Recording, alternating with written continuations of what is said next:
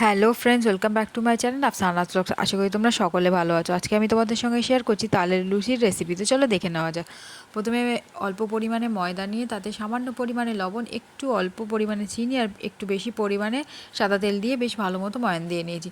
দেখতেই পাচ্ছ তালের শাঁসটাকে আমি পাক করে নিয়েছি। তো ওর থেকে অল্প একটুখানি তালের শাঁস নিয়ে তালের শাঁস দিয়েও ময়দাটাকে বেশ ভালো মতো ময়ান দিয়ে নিয়েছি। হালকা গরম জল দিয়ে ময়দাটাকে বেশ নরম নরম করে মেখে নিয়েছি।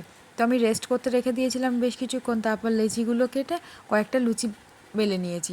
তো ওদিকে আমার তেলটাও গরম হয়ে গেছে। তো চলো দেখে নেওয়া যাক। এবার লুচিগুলো আমি ভেজে নেব। এই তালের লুচিটা বানাতে বেশিক্ষণ টাইম লাগে না, বেশ 10 মিনিটের মধ্যেই বানিয়ে ফেলা যায়।